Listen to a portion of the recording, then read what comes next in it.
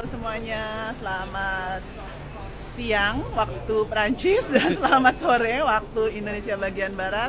Thank you so much sudah hadir di Europe on Screen, Road to Europe on Screen 2023 Instagram Live Session dengan saya, Melina Putri Bismurti, Festival Co-Director dari Europe on Screen 2023. Terima kasih banget teman-teman yang sudah mau hadir. Sorry kita telat setengah jam karena tadi lagi mencari tempat yang oke untuk bisa Instagram Live langsung dari Cannes bersama tada, halo semuanya. Oke, dan itu juga ada tuh yang lagi motoin. Behind the scene. Iya, behind the scene, ada behind the ya. scene-nya juga. Jadi beginilah kalau kita harus Instagram Live di tengah jalan. Nggak tengah jalan juga sih ya.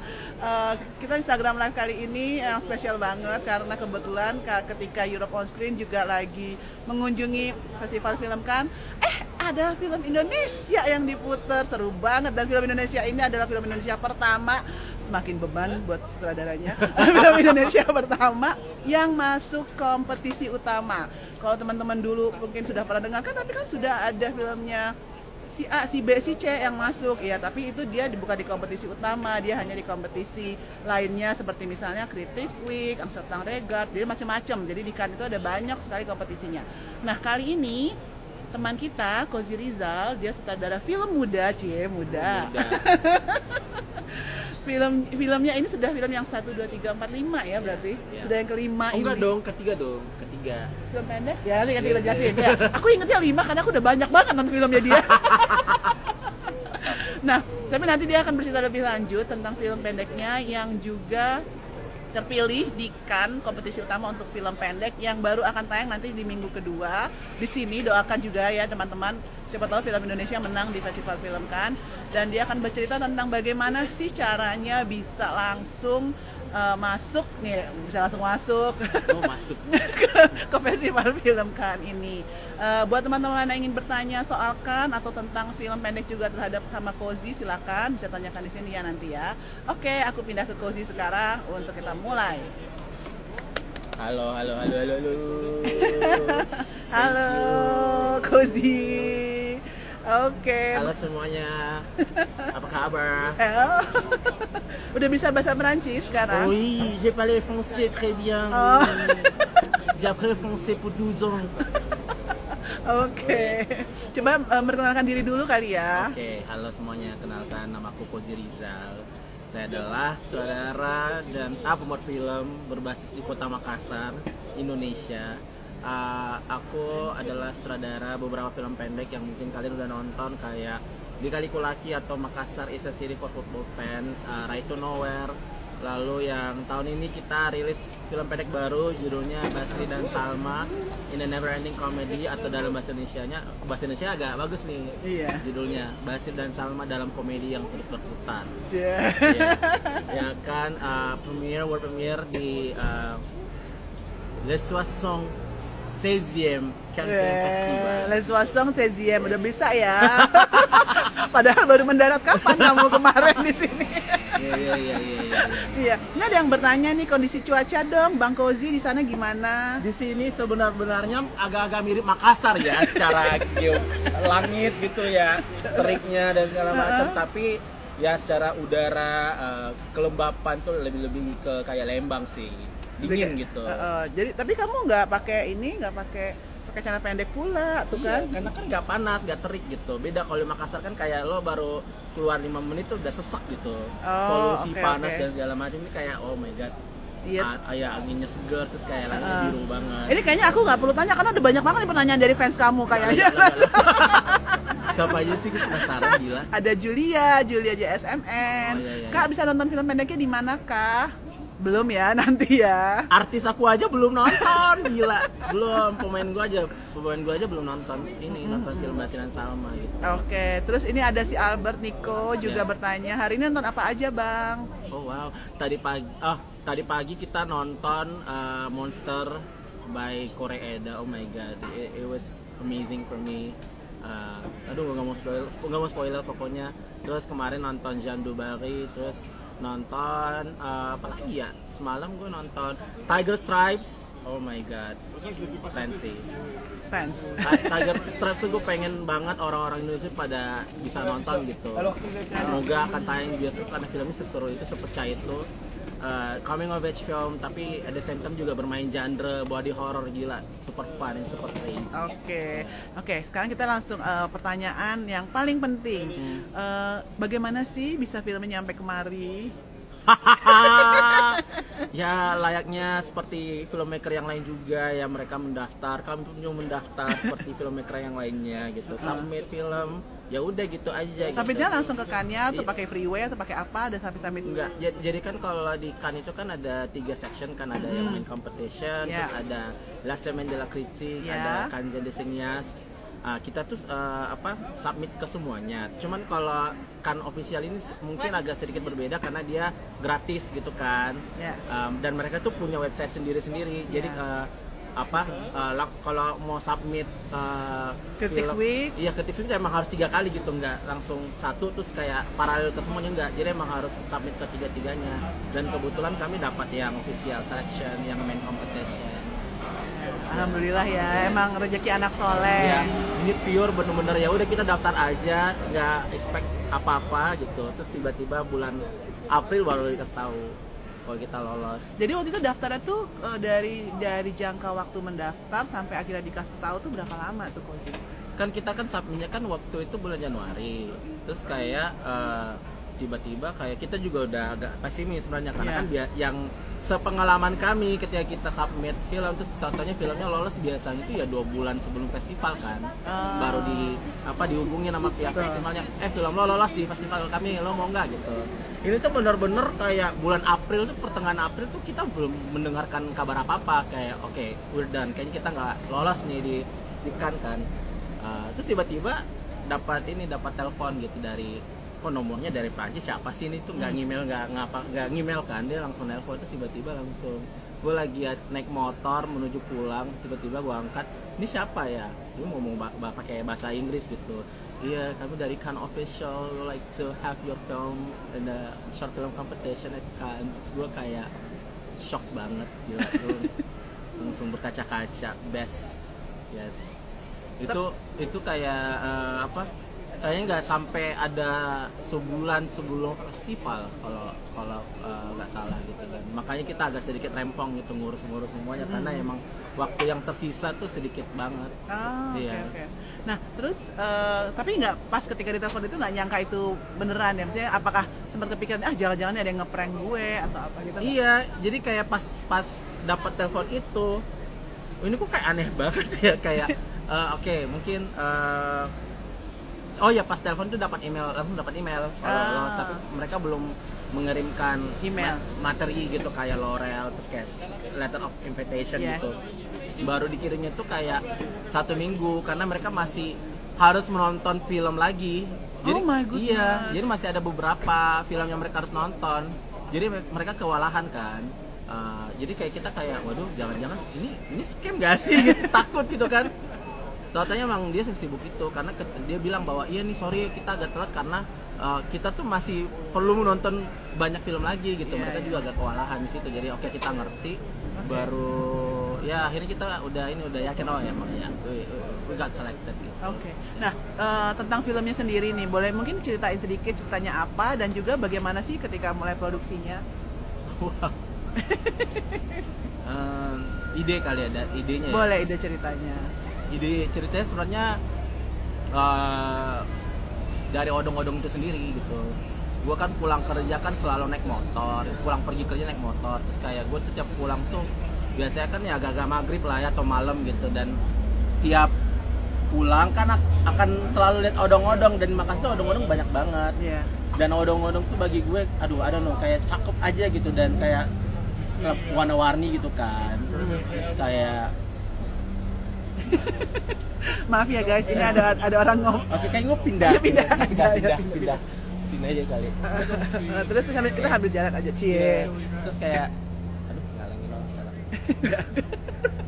Iya, terus kayak waduh, kayaknya gue pengen banget bikin film tentang odong-odong, tapi kayak belum tahu mau bahas apaan kan gitu. Karena kan menurut gue ini visual ini aja kayak sinematik banget gitu. oke, gue mau bikin film tentang odong-odong tapi mau bicara apaan ya gitu. Terus kayak ya udah gue juga sering banget ke acara keluarga, ketemu keluarga gue, dan gue jujur aja gue kayak memiliki semacam diskoneksi gitu terhadap keluarga besar gue, dan tiap family gathering tuh berasa suffocating banget kan bagi gue gitu. Terus kayak ya udah ketika ketemu pasti akan selalu ditanyain kapan punya ini, kapan punya pacar, kapan nikah, kapan punya anak dan segala macam gitu. Terus kayak ya udah karena perasaan sesak itu kayak wah kayaknya seru sih berbicara tentang modern family di Indonesia. I have so many questions regarding children gitu, tentang keluarga gitu kan. Seru deh, kayaknya kan odong-odong kan dekat banget gitu dengan dengan anak-anak dan dengan keluarga gitu. Kayaknya seru kita bahas modern Indonesian families dan children gitu melalui cerita tukang odong-odong. Aku jadi penasaran kalau odong-odong diterjemahin dalam bahasa Prancis apa sih ya? Odong-odong. Odong-odong. Lizo odong-odong. Lizo odong-odong. Atau di bahasa Inggris apa ya odong-odong ya? Apa ya? Chariot, no. Aku nggak tahu. Ini mobile merry-go-round. Portable merry-go-round kali. Ya. Portable. Iya. Oke. Nah terus gimana tuh syutingnya berapa lama sih? Atau tuh juga apakah ngumpulin fundingnya harus minta orang tua? Oh enggak, jangan dong. Kan bikin film pendek, bikin film Indonesia kan biasanya susah nih nyari duitnya nih. Fundingnya kita cukup beruntung karena kita dikelilingi dengan orang-orang dermawan ya. Gue nggak tahu sih, gue ngerti lagi. Jadi gue ketemu sama seorang produser namanya Michael Wai Chow. Dia he's an Asian American. Nah dia tuh kita kenalan tuh gara-gara Sundance Asia. Dia nonton filmku yang Lika-Liku Laki dan he's very obsessed with it.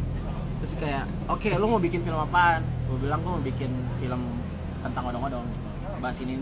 Terus kayak oke, just made it, I will invest in your movie gitu. Ya udah jadi nggak ada beban soalnya secara finansial gitu, tapi at the same time juga ternyata pas kita dapat dana ini anjir ternyata film kita mahal banget ya gitu. Oke, kayaknya kita harus nyari support dana lain gitu. Akhirnya kita submit kayak dana hibah dari SJFF Singapore International Film Festival, terus dapet gitu dan gak expect apa-apa. Terus kayak pas menang dia kan ngasih remarks gitu kayak iya kita pilih film ini karena gini. Terus jadi kayak semacam bahan bakar gitu. Oke, let's make this I don't want to take this for granted gitu kan. Jadi benar-benar niat banget dan very well produced, well prepared, semuanya pakai storyboard. Oke. Jadi kayak terus kayak rehearsal itu bener-bener pengen banyak banget karena kan most of the actors itu bukan aktor profesional. Emang yang Ciki sama ini ya? Ciki tuh aku temuin dia tuh dari sosial media. Dia kan orangnya kan suka ngomel-ngomel gitu kan di sosial media kan, ngerocos gitu tentang bagaimana sih menjadi seorang perempuan di tempat dia berasal di Makassar gitu. Kayak oh my god, dia mah Ciki ini masih Salma banget gitu. Oke, Ciki gue mau lo main di film gue yang selanjutnya dan John juga setuju, dia suka gitu. Oke, let's go gitu. Oke, terus Basri? Terus kalau Basri emang dia juga he is a very dedicated actor. Dia tuh sempat berpikir untuk menenggelamkan mimpinya sebagai seorang aktor karena dia udah di Makassar itu by the way produksi film tuh aktif banget gitu, film panjang khususnya, dan selalu aja ada casting gitu, open casting, dan Aan tuh selalu daftar. Dan itu kayak Aan emang selalu ikutan semua. Selalu ikut casting karena kan dia emang aktor teater. Yeah. Tapi tuh dia suka got a lot of rejections gitu, ditolak mulu gitu sampai pada di tahap kayak oke, kayaknya emang mimpi menjadi aktor tuh bukan buat gue gitu, kayak gitu dia cerita sama gue gitu. Terus kayak tiba-tiba ya udah dia mencoba peruntungan untuk ikut casting bahasa Salma, malah dapat pemeran utama. Terus kayak dia kayak shock banget, Kak, lo nggak salah milih gue gitu. Iya, no, gue ngerasa bahwa Aan itu Basri gitu, secara sifat gitu, introvertnya, kecemasan dia dengan sosial, dengan keluarganya, dengan orang-orang gitu. Gue malah pengen dia banget karena ya udah kayaknya nggak akan effort gitu untuk dia memerankan Basri karena ya he is Basri gitu. Kayak gitu sih. Oke, nah sekarang ketika tadi kan diberitahukan di awal kalau kamu baru dapat pengumuman keterima itu mid April, sementara festivalnya sendiri udah Mei kan. Kannya nah persiapannya kan tadi heboh tuh, mungkin bisa diceritain ke teman-teman kalau misalnya filmnya terpilih keluar, persiapannya apa, karena kan mungkin orang-orang berpikir oh kalau film pendekku atau filmku terpilih ke luar negeri aku udah dibayarin aja semuanya sama mereka yang ngundang gitu kan. Nah mungkin bisa dijelasin sama kamu. Itu klasik sih. There is a huge misconception about film festivals. Jadi emang I don't know about other film festival, tapi kebanyakan tuh major film festival tuh dia nggak cover anything sih. Ya paling mentok juga paling cuman hotel gitu, dan kadang juga nggak sepanjang festival gitu. Tapi luckily kita dia dapat sedikit bantuan dari Cannes. Dia ngasih hotel gitu-gitu dan segala macam. Tapi itu buat direktur doang, dan dia nggak nanggung tiket pesawat sama sekali gitu. Jadi emang harus nyari bantuan di sana sini sih, whether itu bantuan dari pemerintah, sponsor, atau lo mau endorse gitu produk apapun gitu ya, bisa aja gitu, kayak gitu sih, gak ada batasan gitu. Cuman karena kita perginya ada berempat dari tim kami, ada aku, produserku, sama 2 pemeran utama, emang beneran ini banget kayak banting tulang banget gitu. Cukup stres sih, tapi we manage to get the funding gitu, thank God gitu. Ya kudu effort gitu mencari dana ini. Visanya juga dipermudahkah atau visa susah nggak atau gimana? Jadi kita kemarin tuh kita adalah selain kita ngajuin dana ke pemerintah, karena kan ini kan festival Prancis gitu kan. Jadi mungkin kita bisa approach French Embassy, kedutaan Prancis untuk bantuin, dan let's see dia bisa bantu apa. Dan luckily French Embassy bantuin kita visa gitu semuanya. Jadi ya sangat membantu banget sih. Yeah. Nah terus ketika sudah sampai sini bingung nggak harus ngapa-ngapain atau apa yang dilakukan pas ketika nyampe pertama di sini? Banget gitu, karena kan gue dengar bahwa Cannes Film Festival kan sangat eksklusif banget ya gitu. Kalau kata Kak Putri, the notorious festival. Ya, iya, jadi emang rempongnya adalah mendapatkan tiket nonton, karena setiap badges tuh pada beda-beda kelas gitu. Karena kamu kelasnya udah yang VIP ya. Udah VIP. Iya, jadi sedih sih karena banyak banget orang yang dapat akreditasi, tapi ya karena akreditasi itu kan punya ada beberapa level gitu. Kadang ketika kalau dapat badges yang istilahnya dianggap nggak terlalu tinggi, agak sulit dapat tiket gitu. Apalagi yang premier gitu.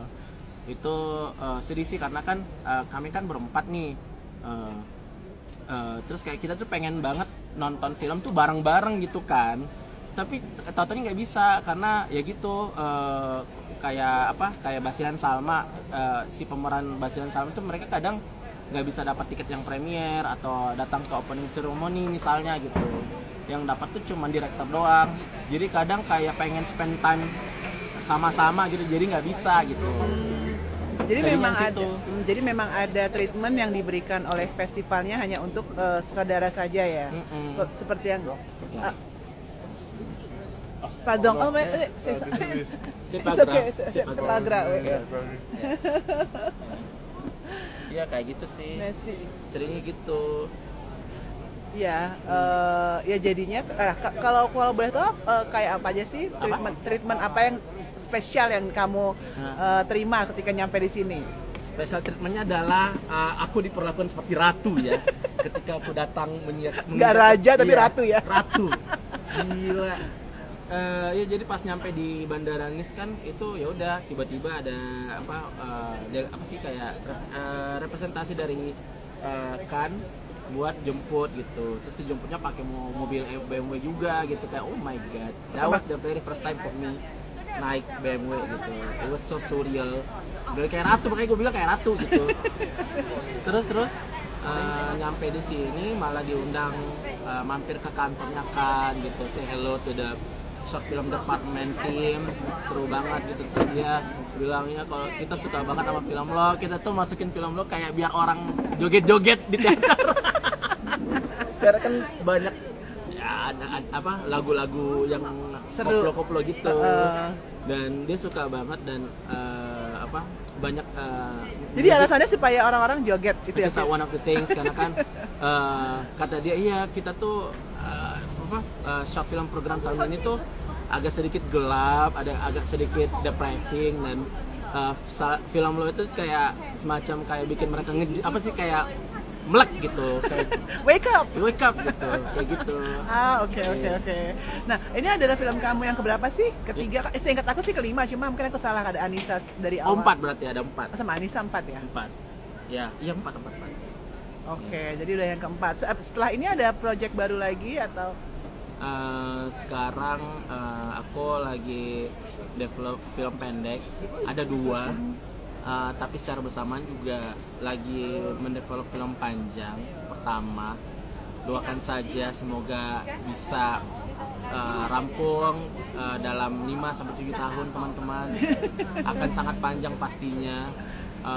Ya jadi doain aja sih. Oke. Ya. Nah, terus selama di sini itu kegiatanmu tuh apa aja sih selama di Cannes, maksudnya di Cannes Film Festival? Kalau ya selain nonton itu ada acara workshop, ada acara masterclass. Jadi kami dari tim yang istilahnya lolos di short film competition itu jadi dikasih semacam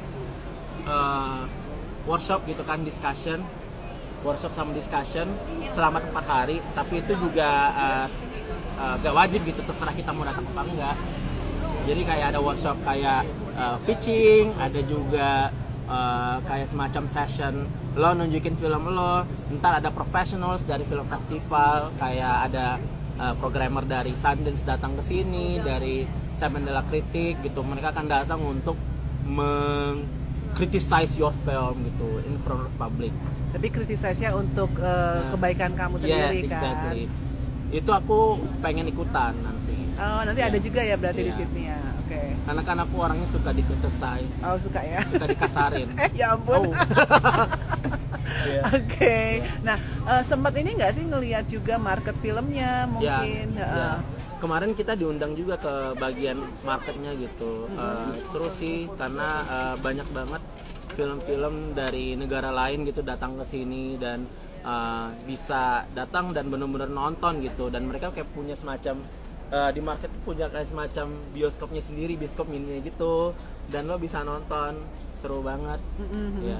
Nah, terus sempat datang ada Indonesian Night juga ya, Indonesian Cinema Night. Ya, kemarin kita juga sempat ke acaranya acara Indonesian Night yang di-host sama Kemendikbud. Itu kita ketemu sama banyak banget Sama Pak Menteri juga. ya ada Pak Menteri juga gitu. Akhirnya ada space di mana gue akhirnya bisa ketemu langsung sama beliau dan ngobrol gitu dan ngobrolin tentang apa sih keinginan gue terhadap Asana Persinemaan Sinema Timur misalnya kayak gitu-gitu. Seru sih ketemu sama filmmaker Indonesia yang dia malah nggak base di Indonesia, ada beberapa yang dari London gitu, malah mampir juga, seru sih. Ya. Jadi kamu kan baru sampai di sini hari Selasa ya, tanggal 16 ya pas opening Iya, ya. pas Nah, opening. dari hari Selasa sampai Kamis ini tantangan terbesar apa? Ketika di sini, apakah makanannya, apakah trafficnya, apakah orang-orangnya susah ngomongnya atau gimana? Kalau gue mungkin lebih ke commute-nya kali ya, transportasi gitu. Nah, hotel kami kan agak jauh dan kami pikir tuh ya udah bisa naik bus kali ya, tapi totalnya nggak ada jalur bus gitu langsung ke Pale. Jadinya kita harus jalan kaki dan jalan kaki itu jauh gitu. Jauhnya tuh berapa menit? Jauhnya tuh kayak 15 menit sih, tapi ya jalan kaki di Cannes sama di Jakarta beda lah ya. Di sini tuh ya udah terik, langitnya biru, tapi kayak nggak bikin lo capek karena kan cuacanya dingin gitu, windy, jadi kayak jalannya kayak di iklan-iklan gitu loh. Kamu berasa Marion Cotillard ya? Marion Cotillard. Atau jadi iklannya di Iya, Saint di iklan Laurent Chanel gitu. Iya. Yes. Oke. Ya karena cuacanya enak sih soalnya ya. Yes. Jadi ya nggak panas. Ya. Tapi kalau masalah makanan aman ya, bawa Indomie ya. Oh, bawa Indomie, bawa rendang instan, bawa lontong instan, ya tetap gitu. Tetap ya, oke, bagus. Bisa lah buat 3 hari gitu, setelah itu makan makanan bule. Ya, lumayan. Lumayan, Iya. oke. Iya. Nah, ada pertanyaan terakhir nih Kozi. Sebelum kita makan siang, karena kita udah lapar kayaknya ya. Ini burger kita udah Iya, jadi burger kayaknya. kayak udah jadi. Oke. Ada film yang pengen banget kamu tonton nggak di sini? Kemarin kan katanya kamu sudah sempat nonton apa Pedro Almodovar. Ya kemarin, oh gila, gue sangat I'm so blessed that the Cannes gave me lots of tickets gitu. Kemarin nonton Pedro dan gue pengen banget dari dulu gitu, dan Pedronya hadir, Ethan Hawke-nya hadir juga, dan nonton Kalau Pedro Pascal yang hadir kayak mati ya. mati sih, gue kayak pingsan sih. Iya, gila. Terus yang gue pengen nonton banget itu mungkin kemarin udah Tiger Stripes, itu salah satu one of my watch list. Terus Koreeda juga sebenarnya, mostly from Asian gitu, from Asia. Pengen banget nonton filmnya Ken Loach, tapi Udah terakhir. tabrakan terakhir tabrakan sama filmnya Alice Rohrwacher gitu. Alice Rohrwacher juga ya pas Ya. barengan itu ya. Jadi kayak gue harus memilih salah satu dan gue memilih Alice. Ya.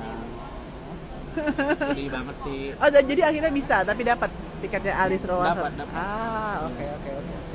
That's nice. Terus ada pesan nggak sih buat teman-teman yang lagi? Pesannya apa? Tetap bikin film kayak atau apa? Kayak maksudnya Kayak apa ya pesan gue? jangan menyerah atau apa gitu? Pesan Pesan burger gua satu, cuma- pesan ayam penyet satu dikirim ke kan? Ya. Jangan terlalu pedes ya. Ayam penyet. Pesan gue mungkin be authentic. Itu doang.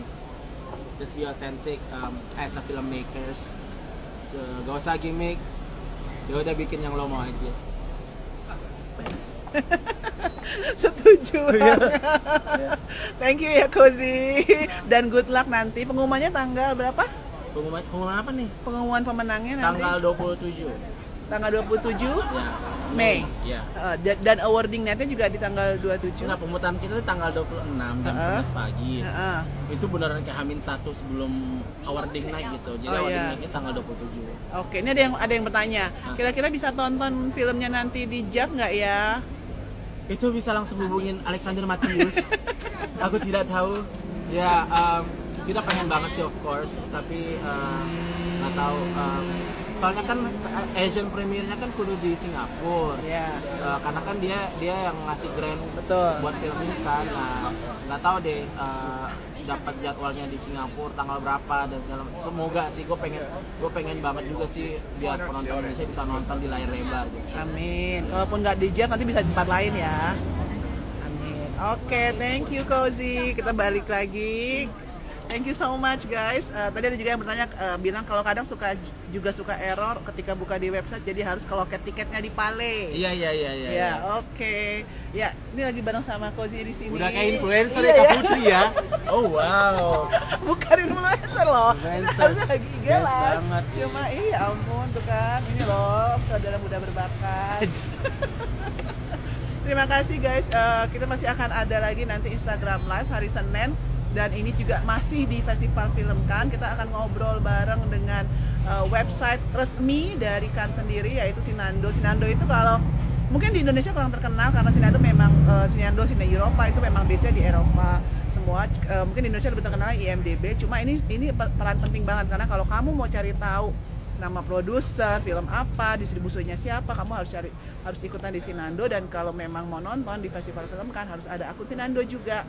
Jadi nanti hari Senin Noval akan ngobrol bareng dengan salah satu petingginya Sinando. Kalau kalian ingin tanya-tanya soal website tersebut bisa di sana. Terima kasih banyak. Terima kasih Kozi. Ada, thank you teman-teman udah datang di live ini. Thank you guys. Dan sampai bertemu lagi nanti di sesi Instagram Road to Europe on Screen 2023 Instagram Live Session. Saya Melina Putri Wismurti, Festival Co-Director Europe on Screen 2023 undur diri. Ciao, stay safe.